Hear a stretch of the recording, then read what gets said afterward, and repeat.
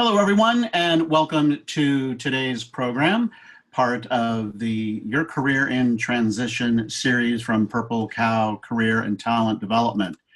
I'm Greg Stevens, and I'm delighted to welcome you today and delighted to see so many familiar names in our attendee list. I know that many of you have participated in other webinars in the series, so thank you for being here today.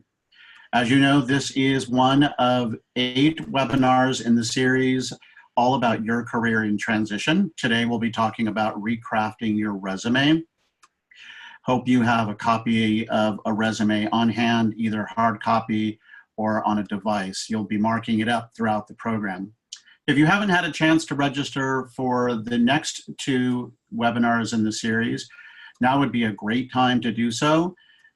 I hope that you'll find each of these webinars really practical and helpful to you. We know a lot of our colleagues in the audience are at different stages of career transition. Some of you have recently been furloughed or laid off. Some of you may be working from home with your institutions, your organizations closed. Some of you may be just graduating or just having graduated from school. Others of you might be career changers or in between jobs for a variety of reasons. So hopefully this series and today's program will help you with some practical tips that you can use. I'm really excited to welcome my colleague and friend, Jose Ortiz, who is the Chief Operating Officer at MoMA PS1 in Queens, New York. Jose, thanks a lot for being here today. Of course, I'm glad to be here, Stephen, and glad to see everyone on here. And Jose, of course, you and I have known each other for a long time, and your perspective, both as somebody who has applied for a variety of jobs in your field, but also as a hiring manager and as in your capacity as a senior leadership role at MoMA PS1. Definitely will appreciate your perspective throughout the program. As some of you who have participated in previous programs in this series will recall, we've talked about how each of you might be on somewhere on the continuum of career transition. Some of you might be just fine along a beautiful garden path. Others of you may be confused about which direction to go, especially if you've been recently laid off or furloughed. Others of you may have a roadmap of sorts for your career in mind, and others of you, like many of our colleagues in all fields, may be anxious or definitely confused about what the future holds. So we're all in this together, at least in this program for the next 60 minutes. You may recall from the early series, we talked a lot about how different folks are on various stages of grief regarding their careers. And you may find yourself on one of these points along that continuum.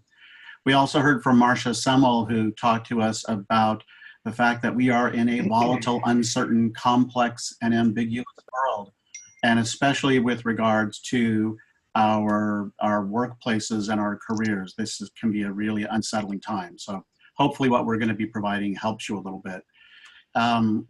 We've talked a little bit about relationships, actually quite a bit about relationships in regards to helping you through career transition.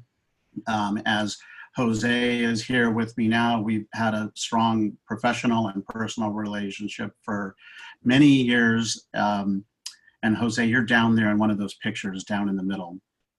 Yeah. We also talked about 6 skills for leaders. It's a good picture. I like it.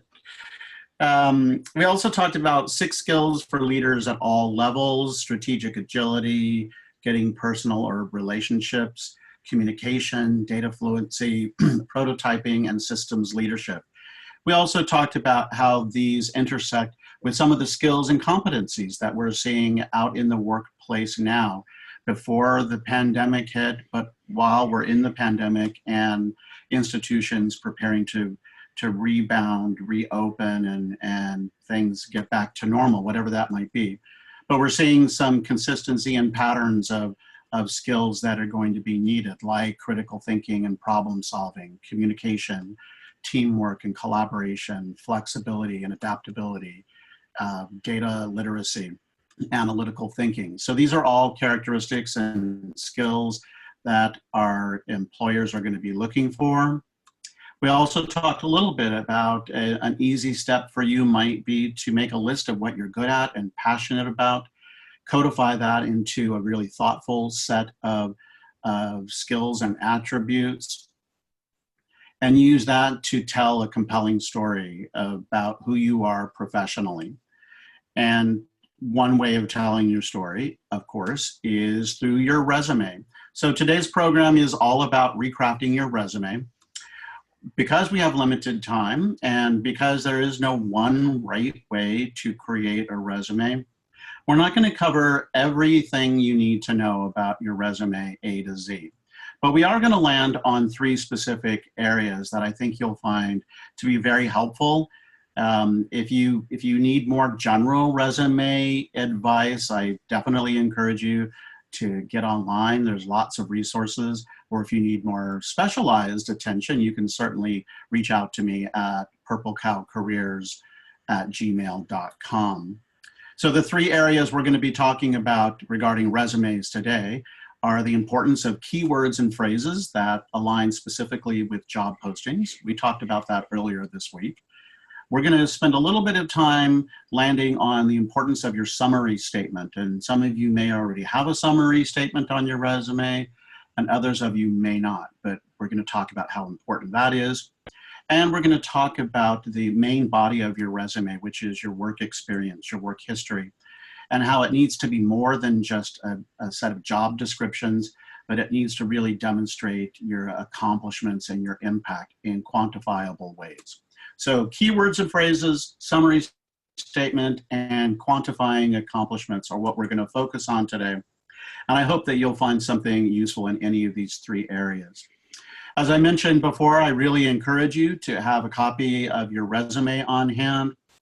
Sometimes I'm a little old school. I like to print it out and mark mine up, even though I can't really read my writing so much anymore. But you may also find yourself in a situation where you're doing some markup on your own by doing an edit tool, a track change tool. So whatever way works for you, I encourage you to have that ready to go in our program today, because we're going to pause and give you a moment or two to work on yours. So let's jump right into our program by asking you a question. I would love to hear from you. What is a resume? When you think about a resume, what is it? How would you describe that? Go ahead and take a moment and type that into the chat box. And Jose, you and I can take a look and see what people have to say as they're responding to us. Okay. Snapshot of your career history and accomplishments. Thanks, Avery. A marketing document. It is definitely a marketing document. An advertisement.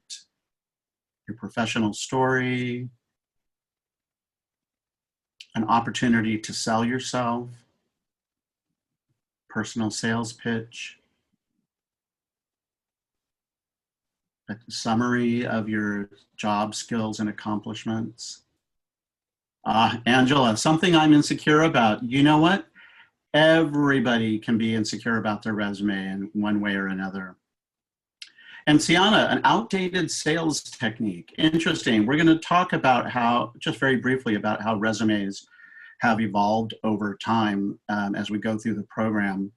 And there has been in the last few years some variations on the theme, but by and large, resumes are still really part of the career communication toolkit.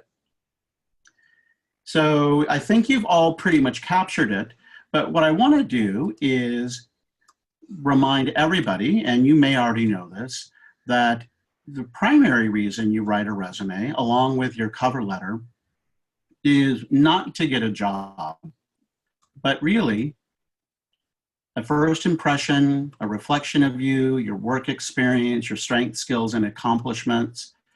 And I mentioned we're going to talk about a few of these today. But really, the primary goal of your resume is to get an interview. That's the primary goal. Beyond the interview, and we're going to talk about interviews later on in the series, but the resume needs to be compelling enough to get you the interview. And with regards to some of the things that we're going to talk about, first impression, work experience, and how to quantify your accomplishments, that's really going to be the thrust of our program today. Jose, I wonder if when you think about resumes from your perspective as a hiring manager in senior leadership at your various organizations, what's your first impression of a resume when you see it? Well, for me, I think it really is reflective of the person, right? I think that the detail and the time that someone spends on it comes through very, very quickly. And I agree with you what you said. It really is your foot in the door. That's what the resume is. So it allows you that moment to get your foot in the door. But it is, you know, it's really, in a way, it's like almost the pre-interview, because we can look at that and see not only a person's skills and experience, but also, again, the effort that went into creating their first presentation to us.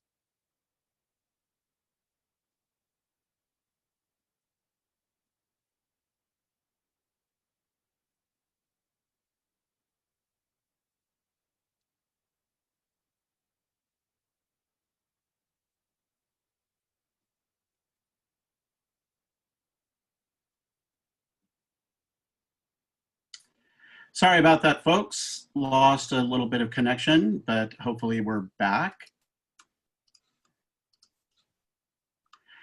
And Jose, I'm sorry you cut out a little bit there, Okay. but you were talking about your first impression of people and what they're really about. Yeah, and I was saying that it's really, that is their foot in the door, right? That's the moment that they have to present themselves. And it's very reflective of a person when you look at the effort that went into presenting themselves, and that, you know, they have the recruiter's attention, I won't say for a split minute, but really it is. And so, you know, you can determine a lot from just reviewing the resume itself. And I know, Jose, I know that you've seen a lot of resumes. You've probably written a lot of resumes, as have I. Mm. The types of resumes we're going to focus on mostly today are chronological. And many of you may know that this is a resume where you list your experience and your work history in reverse chronology. Now, this is generally typical for entry-level and mid-career professionals, but it applies really to everybody. We won't be talking too much about functional or skills-based resumes, which are more typical for senior level or career changers, but we will touch on it briefly, and that's another program that I'll be producing later on this summer. And also, you may have heard of a curriculum vitae or a CV. Common in other parts of the world, less common in the United States, except for academic positions, or for those of you who might be curators in a museum. That's fairly common for curatorial practice. And the CV is itself a really great tool to have, and we'll be exploring that in a future program as well. But for now, we're going to just focus on the chronological resume. Quick chat box question for you all. How much time, and Jose, you can't answer this yet, you have to wait. Okay, okay. How much time will a hiring manager spend looking at your resume? 30 seconds, 1 minute, 5 minutes, 10 minutes, 30 minutes, or an hour?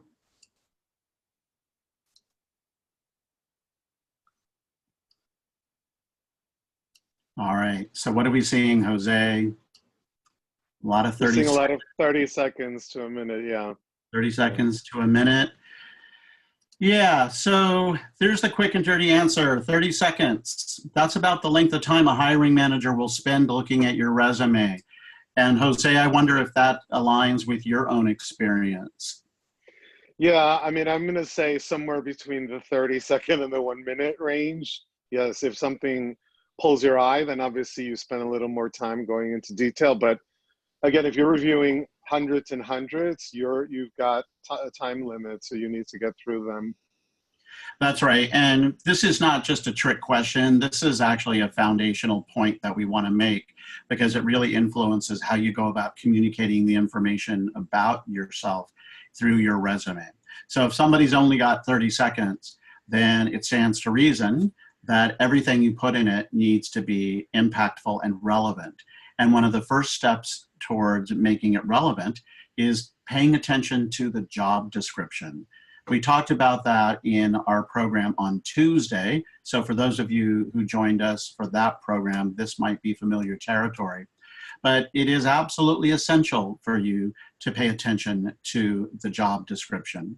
And Jose, you just mentioned about attention to details. From your point of view, why is it important for an applicant to have paid attention to the job description when writing their resume? Well, I mean, I think for one, it helps the recruiter to see that there's alignment, right, between the actual skills and what is the job requirement. The alignment really helps to make the process easier, and in a way, it creates an easier sell, right, for the person to make sure that when someone's reviewing it, they're seeing that alignment. I think there's also the question of you know, the idea of being realistic, right, going into it. I think we may talk about this later, but that as you look at that job description, you know, to also base your application on reality. Do you really have those skills or not? Or is this just a shot in the dark because I've always wanted to work at that museum, right? Great point. One of the points we made last time in our Tuesday program was paying attention to the job description, of course.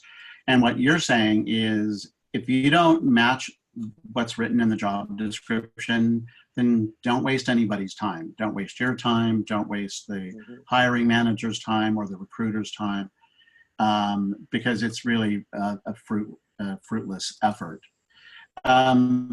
So for example, I showed this example on Tuesday, but if the job is asking for somebody who can develop interpretive exhibits and publications and someone who can develop and monitor project budgets, then you need to be able to demonstrate those skills.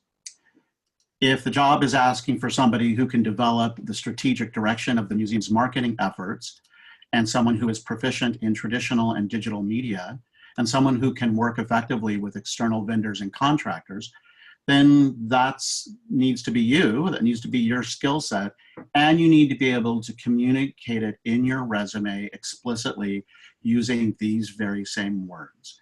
Now that's a bit of a trick for some folks who feel like they need to be original and change the language. So instead of saying ability to develop strategic marketing efforts, they might change the language to something that's a little more informal. And what we're encouraging you to do is to really use those exact words and phrases. And there's a very specific reason why. Another example that we sometimes people don't pay attention to, if they're looking for a minimum of 5 years experience, then they want a minimum of 5 years experience. If they want somebody who's worked in an art museum, for example, then that should be your background. If they want somebody who can develop interpretive materials for children and families, that should be your background. If they need somebody who has demonstrated experience in supervising teams and training interns and educators, you should have some of that expertise in your background. Jose, I want to pause here for a moment and ask you about this first item that I circled, minimum five years of experience. There's a reason why institutions put these kinds of experience criteria on a job posting, right? Yeah, I mean, and I think that the reality is that, you know, just looking across the board at the industry, you kind of can gauge at the 3-year mark, this is more entry level. It's a 5-year is a little bit starts to go into having had more experience. It's, you know, when I look at these items that you circle, Greg, just the other point is that, you know, the idea that someone is going to meet every one of the criteria is very rare. And so, you know, there's a sell here on both ends, right? You're selling your skills to the recruiter is then going to look at this and say, if you meet 80% of these skills, let's say, then the recruiter's then going to sell that to the hiring manager to say, this person doesn't have all of this, but they have most of this, right? And looking to see if there's a portion of that that can be trainable, right? Without causing a huge strain to the organization, and that would be the person's growth as well. So the balance of that is the 5 years, right? If someone comes in, if I were looking at something like this and someone came in at 4 years, but they have the other experience, then, sometimes people are upfront and say that, in their cover letter, I don't have 5 years, but I have this, this, and this. Then it just, again, gives you more clarity. And I think that this is you've got to remember also that the recruiter is selling you to somebody else as well. Right, right. And Catherine had a question that I think relates a little bit to what you were talking about. What percentage of qualifications do you need to include if there isn't room to include your entire experience with everything, and to be no more than 2 pages? But I think you answered it. The institution doesn't expect everyone to meet all of the bullets of experience and skills requirements. But it needs to be a big chunk of it. You said 80%, but I don't know that that's a magic number. Right. No, I agree. And Hannah asks a quick question. What counts as years of experience? Does obviously professional experience, intern experience, working part-time at a museum? I would say yes to all of those, Hannah. It really depends on how you go about positioning that. Some emerging colleagues may only have internship experience, so all the more reason for you to be really explicit about your accomplishments in those kinds of situations. And Jose, I know that you've seen resumes that come in from emerging colleagues who have limited experience, or even like you came from outside the museum field into the field, so you didn't have that relevant experience at the beginning. Yeah, I think that, well, in my case, what I did is I marketed the skills that I thought were transferable, right, in the museum setting for that job, and eventually, it landed. Sorry, I forgot the first part of your question already, Greg. Oh, just about the balance. Yeah. So, internships are really, really important as well, because they're, field experience. So I think there's also another sort of hidden lesson about making that really valuable, right? If you're just photocopying or printing is one thing, but most internships now have a bit of substance, in them, and they allow you to learn more skills. And so, yeah, that's, I agree with you that the combination of all of those things adds to 5 years. Yes. Absolutely. So one of the reasons why using those specific keywords and phrases is important is because when you apply for a job, it depends on the institution. Your application materials may or may not be reviewed by a human being. It may be reviewed by the hiring manager, but if it's a larger institution, it may be reviewed by an applicant tracking system, a program that is programmed to hunt for key words, like in this case, archaeology, collections management, databases, research, archaeology, accessioning, cataloging, exhibitions, exhibits. So if those are the words that exist in the job posting, and the organization is using an applicant tracking system to review resumes, then you need to make sure you use those words, because that's what the computer is looking for.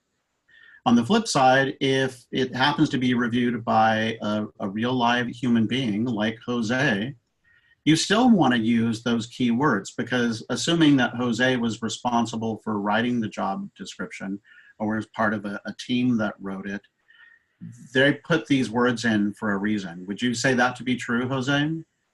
Yeah, I mean, I think that the idea of it coming through in your bullets or in your statements is, the twofold. One of them is that when we look at it, we're like, oh, okay, you're speaking our language, right?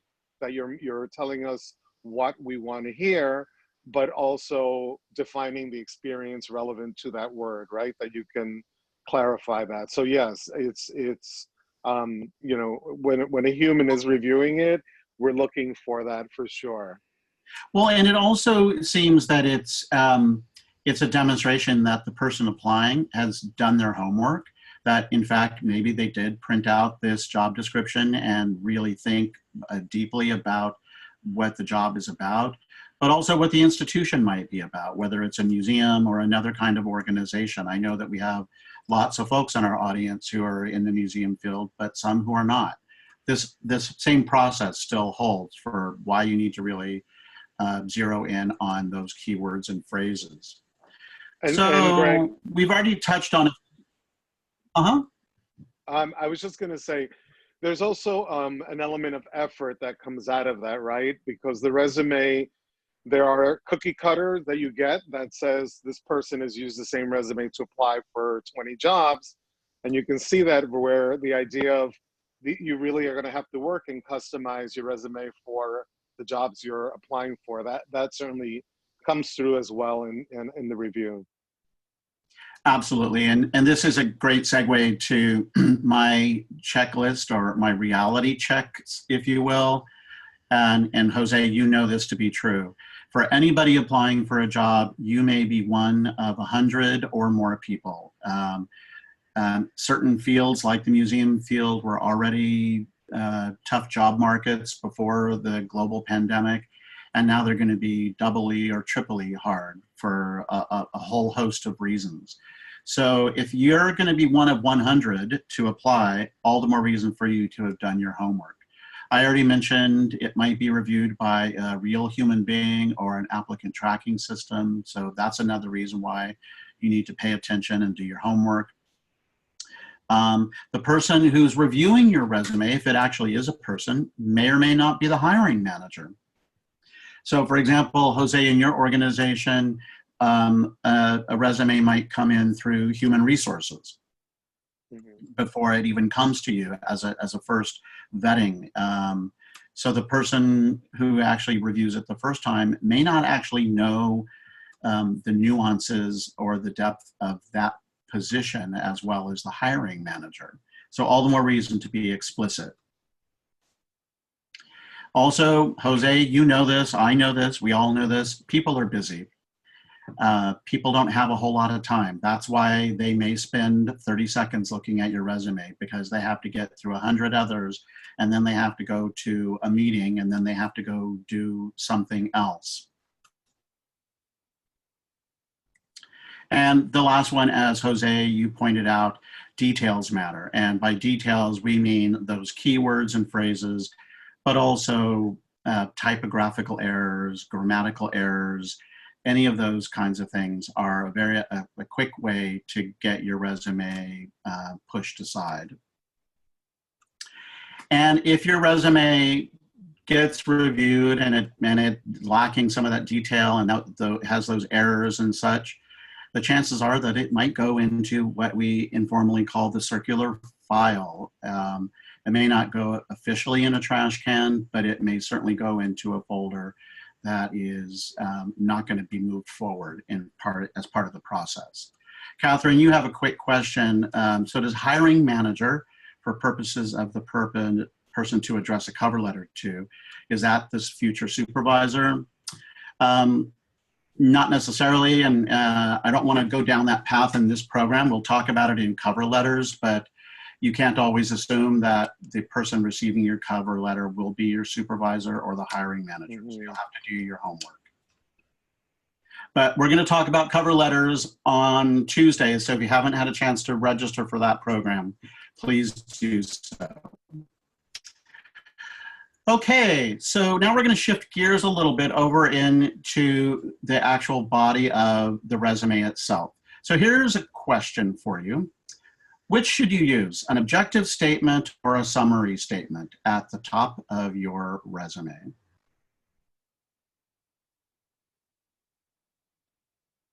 Let's see what people have to say. Summary, summary.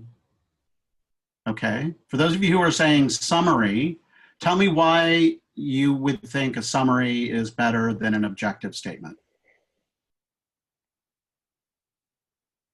Jen, you said those are outdated. I'm assuming you mean objective statements.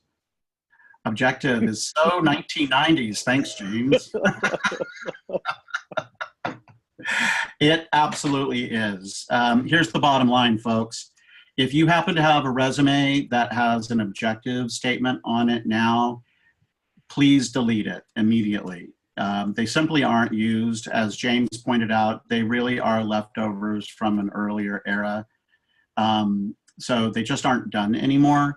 But also, if you think about what a typical objective statement says, it actually doesn't really say much about what the person is and what they can bring to the organization, right? So it's actually a waste of real estate on your resume. A better approach would be a summary statement. In this case, this happens to be a sample summary statement. There's, as with any resume, there's not one right way to do it.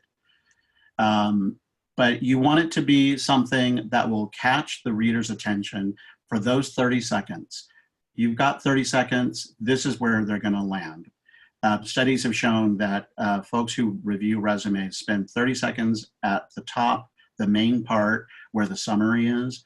And if you catch them here with something that is compelling or interesting or relevant, then they might scoot on through the rest of your resume. So resume summaries is what we're going to talk about. As I mentioned, there's no one right way to do it. For example, you might have a summary statement that leads with a broad statement that indicates how many years of experience you have and the kind of experience you have, and then a set of bullets that get at some more of the specifics that you would pull from the job posting. It might be a short narrative, a couple of sentences that get out a little bit more of who you are and how you are a fit for this particular job. It might be a little more creative in which you've got a series of statements organized in sections in this case. Or it might simply be, for those of you who are emerging colleagues, that you may not have a lot of experience in a job setting, but you definitely have some training.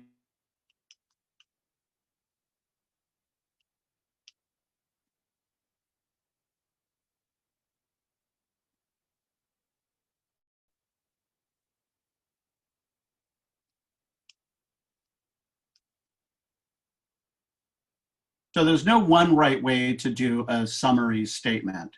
But what I want to do here is remind you that your summary statement is an opportunity for you to take what you will have already done about some self-discovery, knowing what you're good at and what you're passionate about, codifying that information and adding it up into what we called pillars. You might recall a few sessions ago, we talked about how coming up with this list of strengths and passions can be combined into pillars.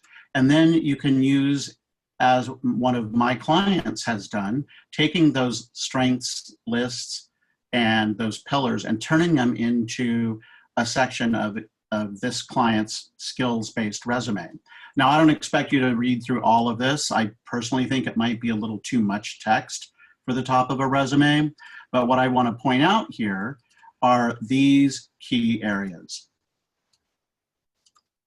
What this person has done is he has taken his strengths and skills list, combined it with the information that comes from the job posting. And in fact, this particular job that this person was applying for needed somebody who could devise and implement strategy, somebody who could create and lead inspired, adaptable teams, somebody who could find solutions to critical challenges, somebody who could communicate complex ideas, somebody who could manage financial and human resources. These were the exact words that percolated up from the job posting. So my client used those exact phrases to build on his own skills or summary statement at the top of his resume. Now, what this would do, and Jose, you might have an opinion here, if I were to look at this if I were to look at this without my orange circles here, if this were the top of a resume, and I already knew because I wrote the job description that I was looking for these things, and the person applying highlighted these 5 areas, what might that say to you, Jose? Well, I mean, first let me say, Greg, that I am delighted to see that everyone was talking about a summary versus an objective. A very, very smart group of people here. I'm a huge fan of the summary. I agree with you. This is a little wordy, but nonetheless, it does give me clarity, right? And one of the points of the summary is that, in fact, it's making it easier for the recruiter, right, to weed through the resumes. So anything like that gives you highlight skill areas up front is really helpful to then, in a way, almost like pique my interest and say, I want to dive further into this and see actually if this is true or not, or how they described it, in more detail. Right. So I agree with you. I think this is a bit wordy, but if I had written this job description and I saw the person has bolded these categories, then I could easily scan it. And then if it caught my attention, which this did, then I might look and see what they have to say about where they've done it and how they've done it and their impact. So here's another example from a colleague's resume. Depending on your design skills, I don't encourage you to have a fancy resume format, but in this case, my colleague put his summary statement on the sidebar, which I think is perfectly acceptable. It gets at the essence of this person's professional experience.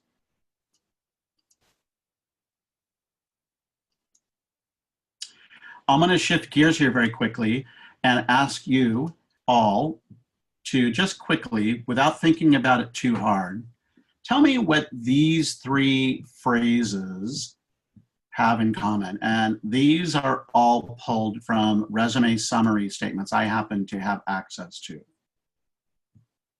What do they have in common? Or better yet, what is your first reaction when you read these phrases?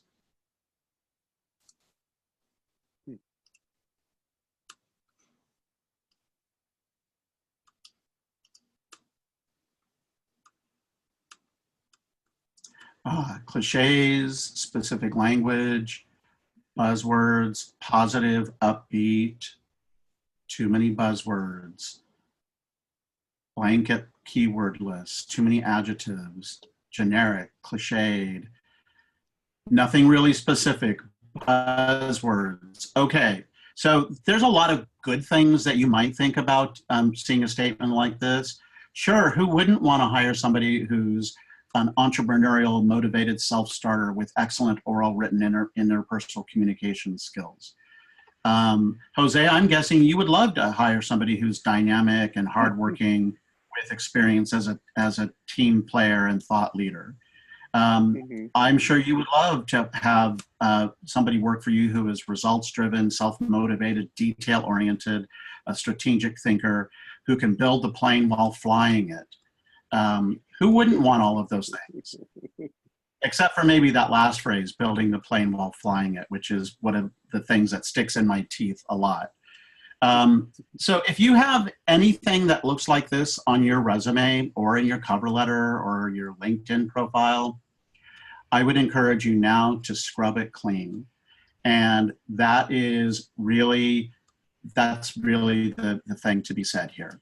They're buzzwords, they're cliche, they're jargony.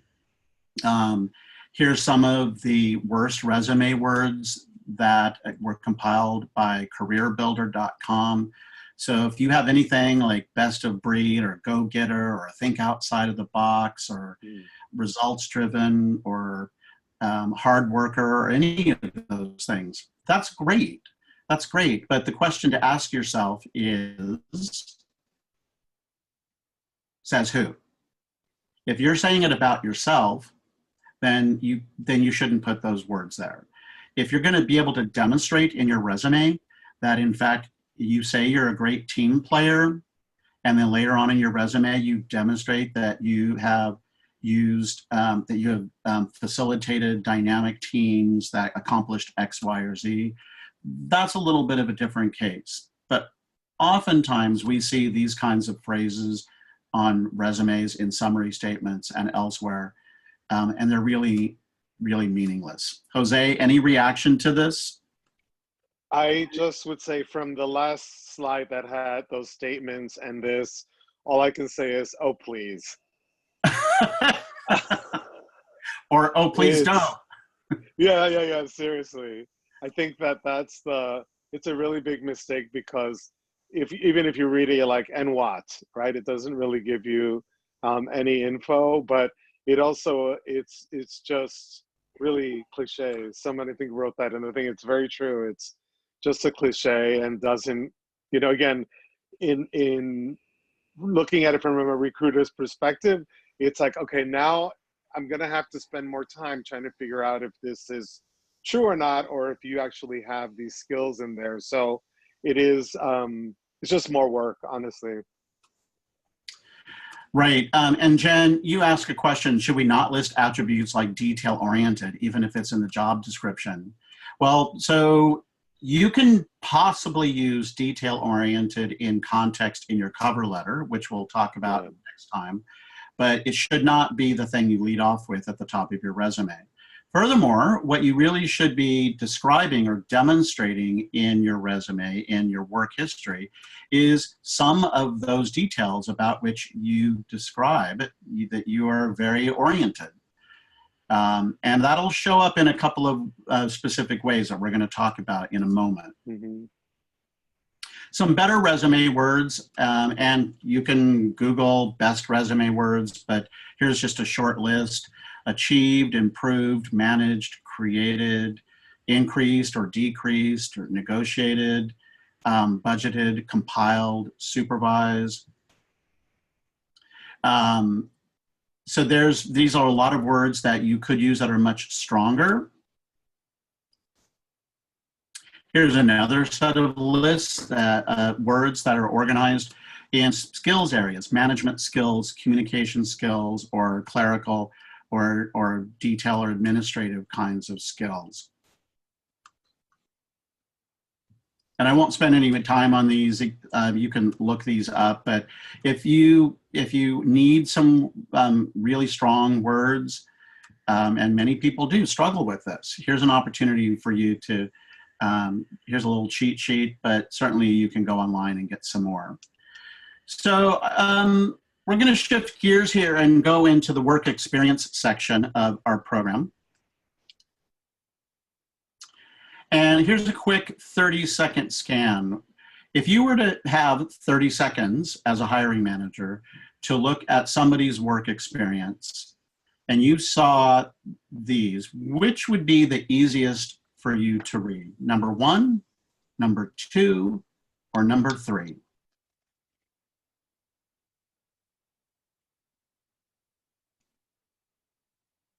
Okay, it looks like number 2 is mostly the winner, but a few people are saying number 1. Would love to hear from you folks. Why number 2 and why number 1? And then Jose, I would love if you got these 3 resumes, which would be the easiest for you to scan for 30 seconds? Do you want me to wait a little bit on more answers? Yes, people are still coming through. Uh-huh. Somebody's saying bullet point, short, condensed, more concise.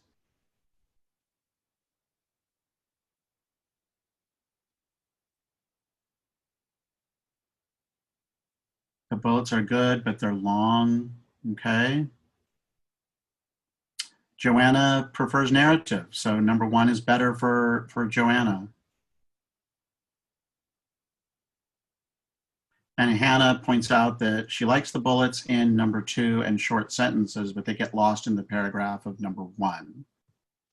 Mm-hmm. Okay, what's your take on this, Jose? I have to say that number two for me is the one that has more clarity because there is almost like a buildup, right? And reading that little summary piece that all right starts to set up what I'm going about to go into. So in a way that preps me for what to look for and what I'm going to see, but it also helps me clarify what the person was doing. I like number two better.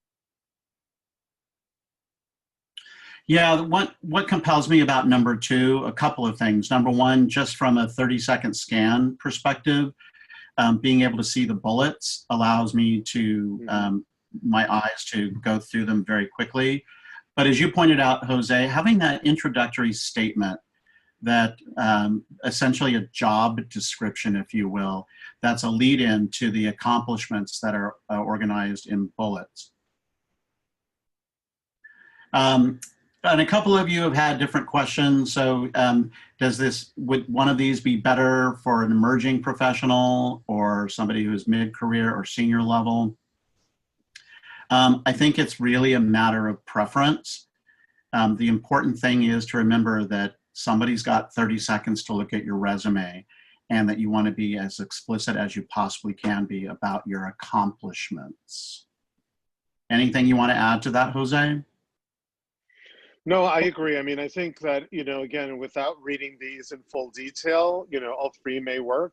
But from my perspective, the two, again, just gives me a clearer picture and sets it up for what to expect, right? Right. Now, the number three, I think, has great information.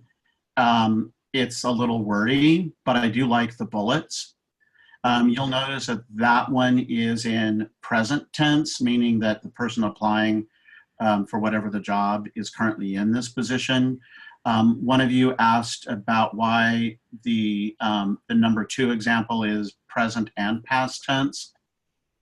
Good catch. Generally speaking, you want to have more your items in the past listed in past tense, and anything that's current, listing it as current. Here, this person is currently in this position, so it might be that some of what's at the top of the list was work that was done in the past, and other work is currently underway, so that's a little bit of a hybrid approach there. There's no real max number of lines. General rule of thumb, 3 to 5 bullets. Some folks have more, but you don't want to have 10 bullets listing every nuance of everything that you've ever done. Also, I would encourage you, as you're thinking about organizing your information on your resume, to list the bigger, more strategic, loftier accomplishments at the top, and then the smaller or perhaps more administrative functions at the bottom. So here's a quick example demonstrating accomplishments and impact. Is this good or not so good? What do you all think?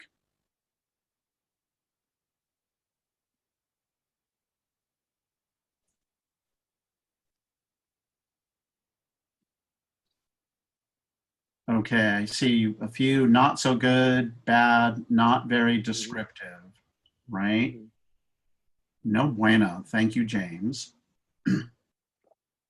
The concept is good. The example is bad. So the concept, meaning succinct and to the point, absolutely. Bad because it doesn't really give you any detail and nothing is really quantified. So how about this example?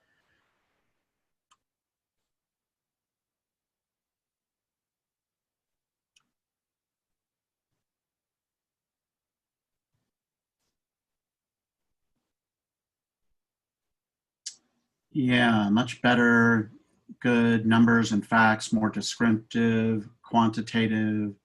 Numbers are great, absolutely. So in this case, I can let my eye scan across here, and Jose, I can see 1500, 2, 5, 25, 7, right? And then I can see what's going on around there. It's lots more detail, much more appropriate. So if you have things like this on your resume, try to turn them into something that's more descriptive than this,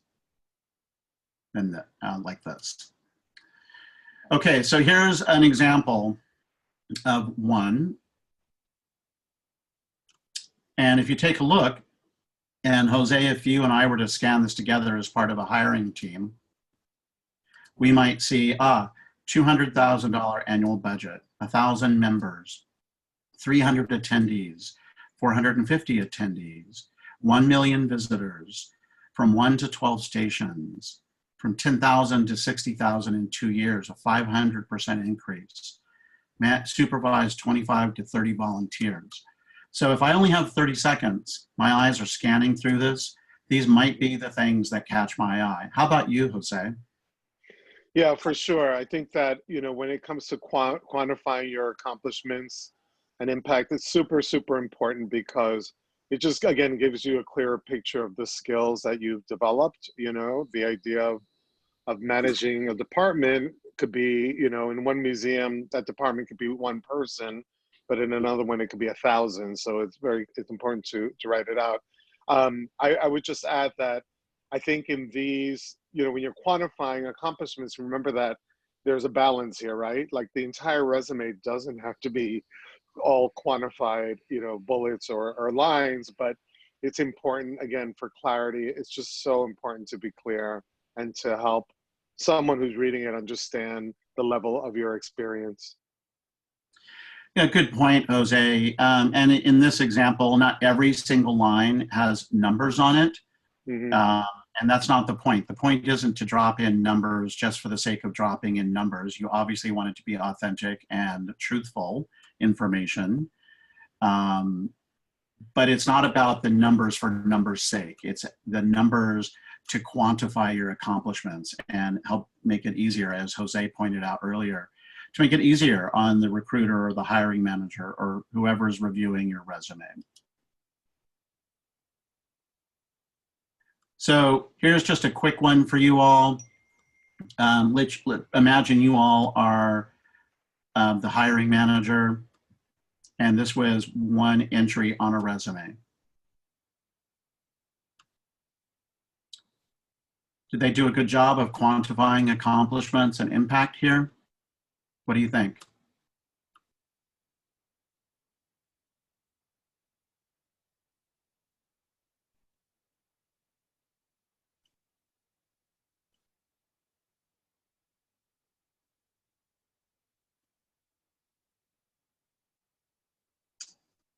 Okay, generally speaking, folks have said yes.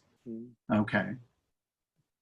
Yeah, Catherine, good point. Yes, but not of separating out duties and description from accomplishments. Yeah, so this is an interesting example that might need to be reshuffled a little bit and reorganized. And so that's part of what writing resumes is all about, is redoing it and figuring out what is the most important for any particular position you might be applying to. Here's another example, and I won't land on this too long in the interest of time, but just let your eyes scan down this list of bullets. 4.0 to 7.5 million, 40 million, 30 years, 50%, just a handful of things, 8.7%. So this one's a little heavy on the text, but it still captures the kind of information that's needed to demonstrate accomplishments and impact.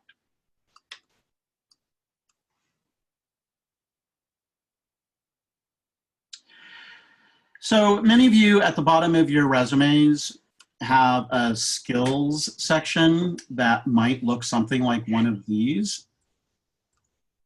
And skills sections, I sometimes encourage my clients to not have them, rather to put their skills up top in a summary, like the one that's down at the bottom of the screen.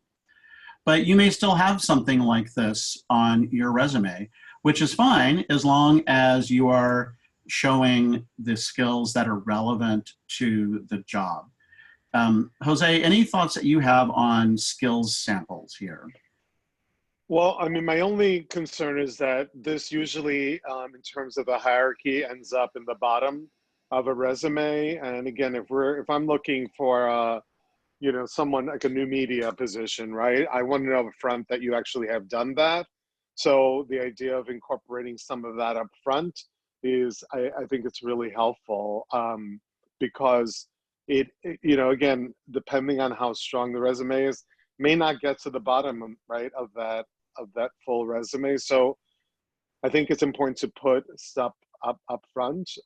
You know, some of this can also be in the cover letter, but it's really important that if you have a skill and the organization is looking for that, you really need to make it very clear that you possess that skill.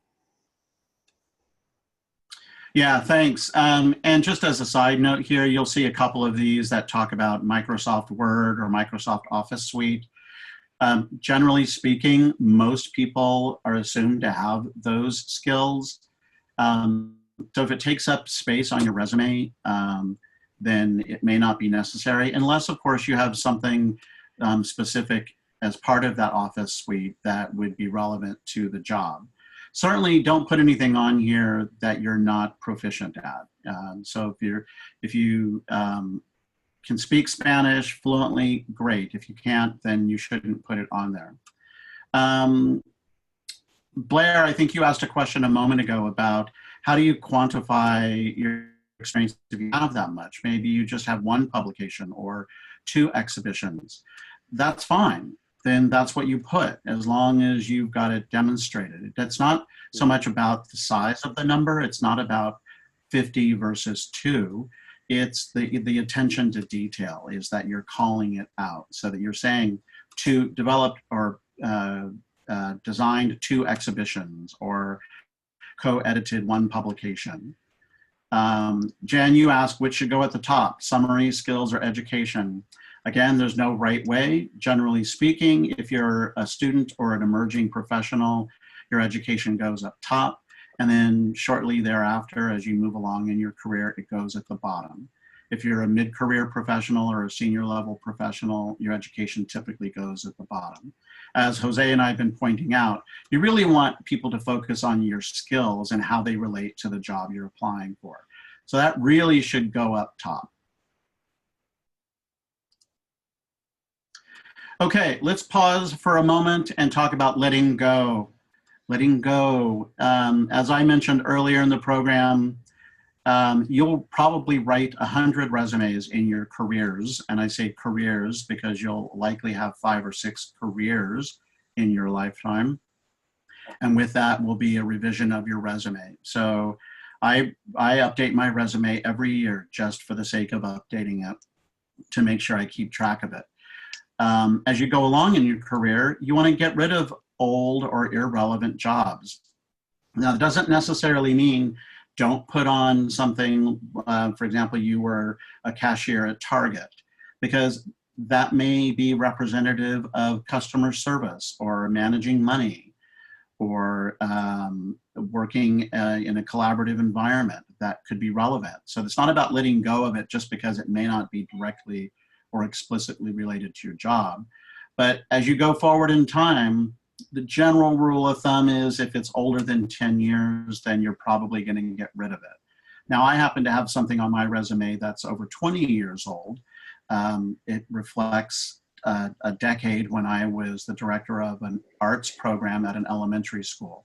I keep that on my resume still, even though it was 20 years ago, because it's about a leadership role, it's about education. That's my area of expertise. So those are important things and they're relevant to my current work, so I hold on to them. At some point, fairly soon, if you all haven't already done so, you don't need to put your college majors or your thesis topic or your GPA, especially for those of you who are just graduating or just graduated. I know that those things are important. They were important to me when I was in school, but at some point, nobody really cares about your GPA or your thesis. Unless you happen to be applying to an academic position or a curatorial position.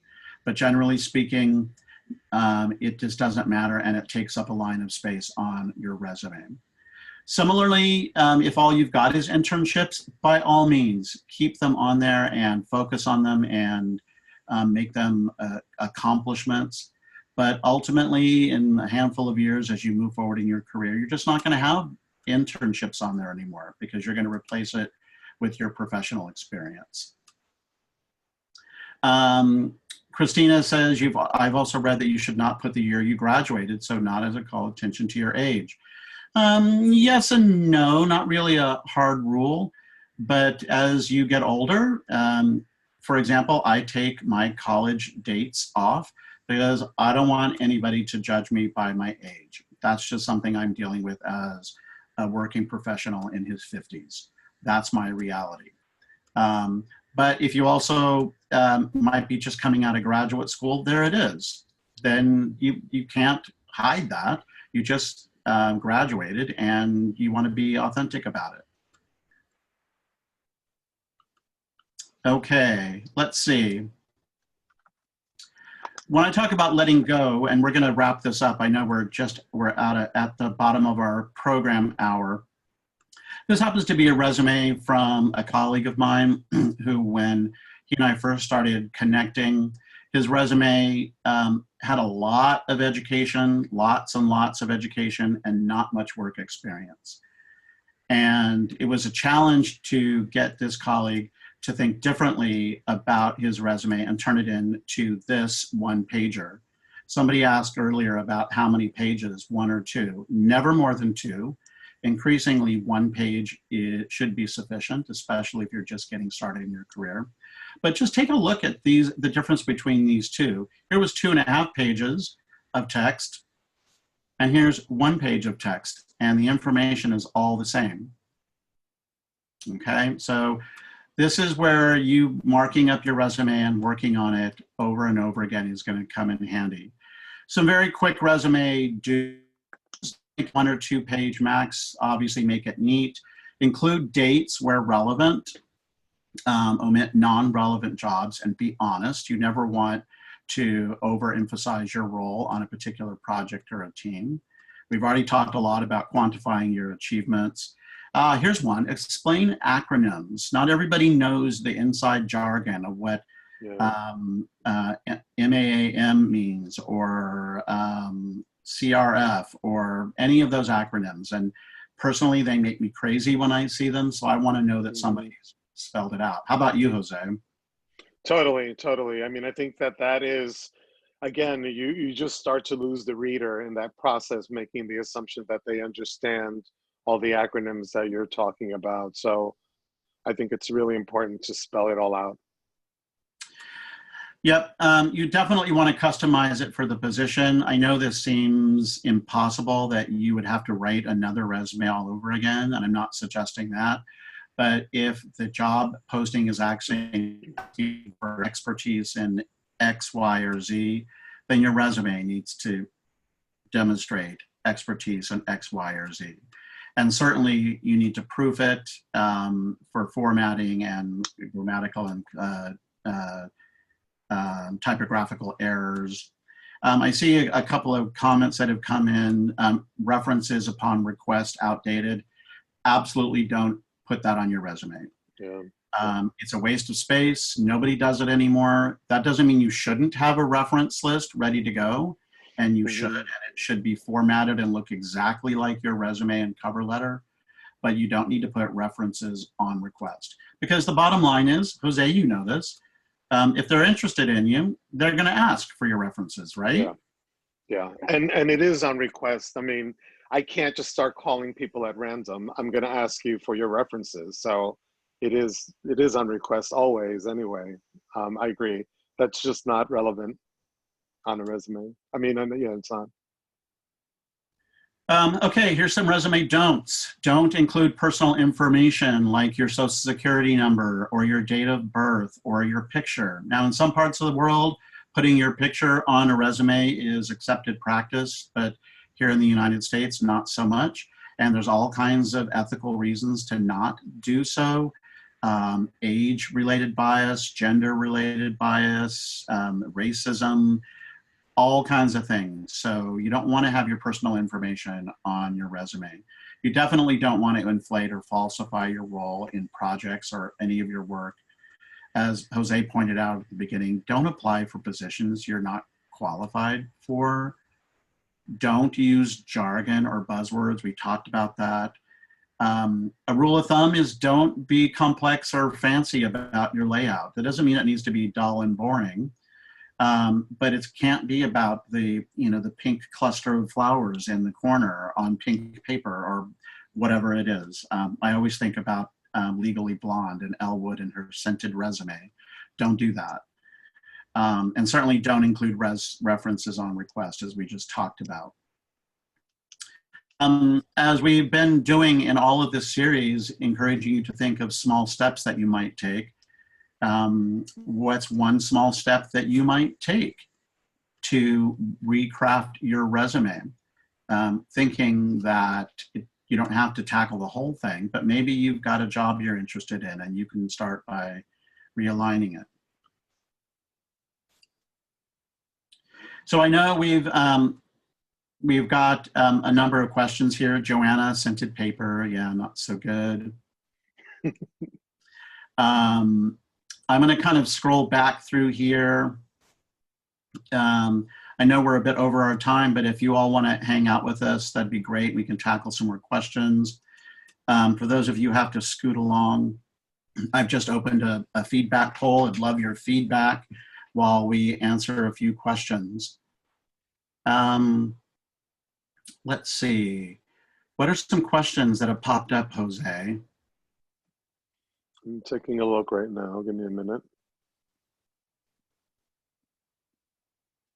James, Greg makes me update my resume monthly, which has actually turned out to take less time than doing it annually. You know what? That's a good point, James. I do it annually, but it can be really powerful to do it more frequently, especially if you happen to be looking for a job. It just keeps it all fresh. Greg, there's a question here about someone said you put your address. Yes, I mean, I think that, you know, a good example of this I saw recently where someone was applying for their job and they had relocated to New York, but all of their experience was out of state. And we ended up having a conversation to learn that this person had relocated, but at some point, you know, that position didn't have a budget for relocation fees. And it's something that you have to consider when you're applying, that if a recruiter is looking at that and saying everything says Chicago on here, we probably wouldn't pay to have someone come in from Chicago. And then just the question that someone mentioned on age, it's a protected class against discrimination. So just be aware that, you know, that you should not, you know, it shouldn't be something that you're fearful about because, as I mentioned, it is a protected class, and organizations should know that you don't, you know, that's a form of discrimination. Yeah, thank you for illustrating that point. It's very, that doesn't mean it doesn't happen, but it is, right. It is a protected class. Catherine, you asked about including your major on your resume because a job posting is asking for a specific study in college. Absolutely. So if that's what they're asking for, then you need to include it. But generally speaking, it's not the information that you would normally put after you've been out of school for a while. Related to that, Stephanie, I see that you just patched your PhD. Good for you. Interested in academics. So academic positions and curatorial positions, I know we've got a couple of curator folks in the audience and some academic folks. Typically are looking for a CV, a curriculum vitae, which is another whole beast, and we'll be talking about that in a subsequent program, but that, as the name implies, is a story of your professional life, and it can be as many pages as it needs to be, organized in categories. Greg, just another item that's come up here. There's one that it talks about professional services committee and board service is the question. And, you know, again, in my experience, I can tell you for myself, I do a lot of board work. I actually have created a category that's called strategic alliances. And I have that in my resume that talks about the board work that I'm doing, because that board experience is valuable to the, or, you know, if I'm applying for a job somewhere else. So it's just something else to think about, you know, does that serve the purpose of helping you, you know, in that position? Absolutely. For me, I think it's really critical to be professionally engaged. So like you, Jose, I'm on the board of the Mid-Atlantic Association of Museums, and I also serve as an advisor to a theater group in Washington, D.C. So for me, I would be judicious about what that looks like and how it relates. What it does say is that I am to a potential hiring manager that this person is professionally engaged, professionally active, which might suggest that they're attuned to the current issues and trends in the field, for example. On the flip side, and this might be a matter of either padding your resume or needing to cut things out, letting go. Some folks I see put conference attendance or membership in a professional association. Those can be great if you've got the room for it. But if it comes down to having to get rid of some lines of text, then those are the first things to go. I hate to say it, even though I think it's important to be a member of a museum organization, for example. If all I've done with them is I went to the conference last year, okay, I might get rid of that. Some logistical things like any rules about font size.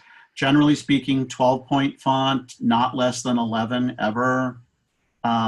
I think a more modern resume is a sans serif font, like what's on the top of my slides here, as opposed to an old-fashioned font like Times New Roman. Joanna, you asked if 3 pages is okay. If you're doing a CV, sure, but if you're doing a resume, it's not really, 3 pages is too long. A couple of you talked about time gaps as a red flag unless you can explain them in your cover letter. And some of you may have time gaps, like you took time off to take care of your family. Or in this case, you may have been furloughed or laid off for a period of time, not of your volition. So you definitely want to be able to address that in your cover letter as well. Or if you happen to be in a situation where you were out of work for a period of time, some of you may already be in that position, then I encourage you to volunteer as much as you can. Some of my colleagues have set up their own consulting practices, obviously to do good work, but also as placeholders, even though I know that's not the right reason to set up your consulting practice. Catherine, you talk about no months for dates. It really depends. Jose, I don't know if you have any preference. My personal preference is the years are fine. But more strictly speaking, some people really prefer to see June 2014 to May 2020, for example. Yeah, that's just it's a matter of preference. I mean, I think that as long as it lists the length of time, that's really what you want to see. Anything else? I'm going to wrap up our program here in a moment.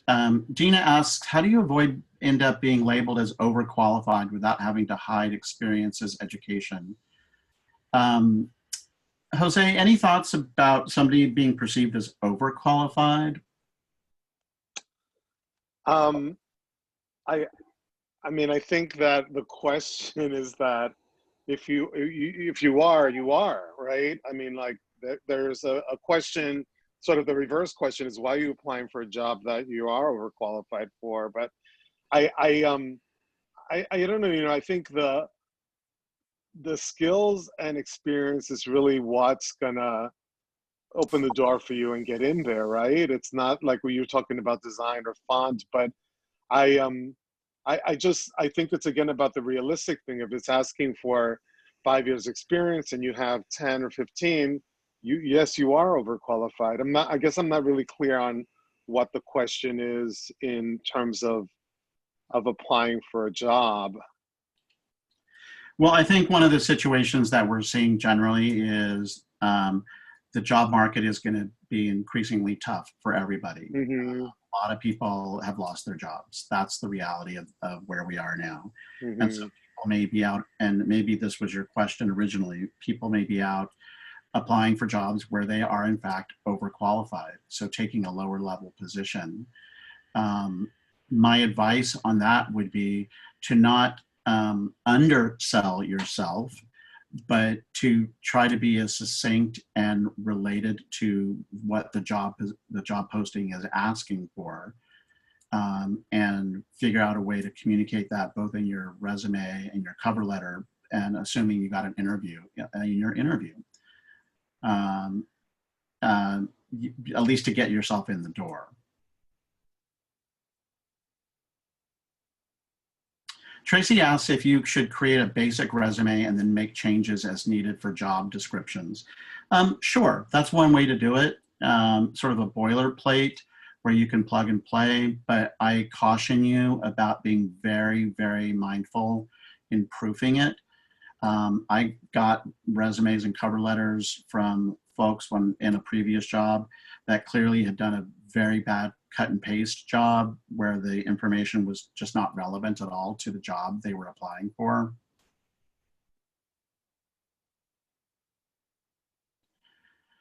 Let's see, anything else?